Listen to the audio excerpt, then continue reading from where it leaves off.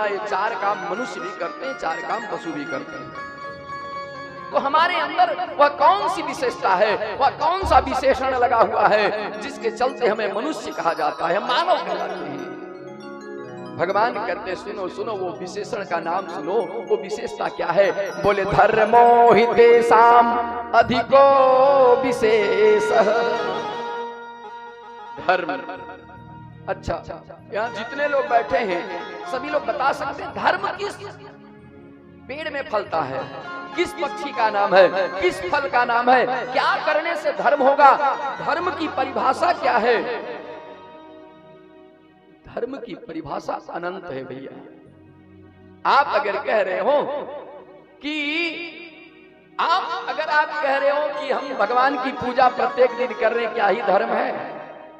माला जप रहे, क्या ही धर्म है? तीर्थों में जाके स्नान कर लिया, क्या यही धर्म है? पूजा पाठ प्रत्येक दिन करते हैं, यही धर्म है? नहीं नहीं, धर्म तो हर एक कार्य में धर्म समाया हुआ है।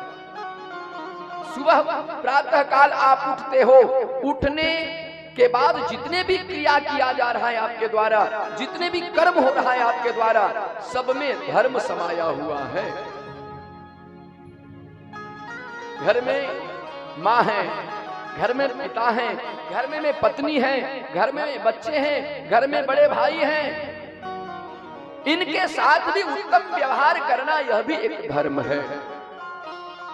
हम तीर्थों में जाके गंगा स्नान तो कर लेते हैं, मंदिरों में जाके भगवती आद्या शक्ति देवी की पूजा कर लेते हैं, भगवान शिव की पूजा कर लेते हैं, विष्णु की पूजा कर लेते हैं, लेकिन घर के देवी देवता हैं इनको तिरस्कार करेंगे।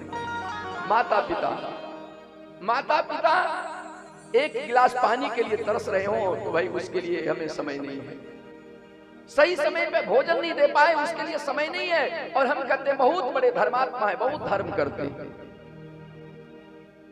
घर में धर्म पत्नी है, आप अपने पत्नी को हे दृष्टि से देख रहे हो और दूसरी की पत्नियों को बड़े उच्च दृष्टि से देख रहे हो, ये धर्म नहीं है।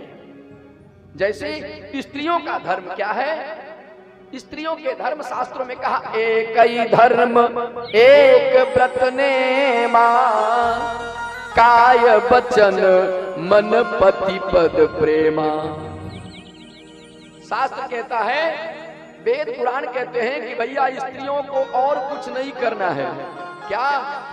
तन मन से पति को ही परमात्मा मानना, पति की ही सेवा करना, उनके जीवन के सारे सत्कर्म, सारे पुण्य कर्म, सारे धर्म यही है।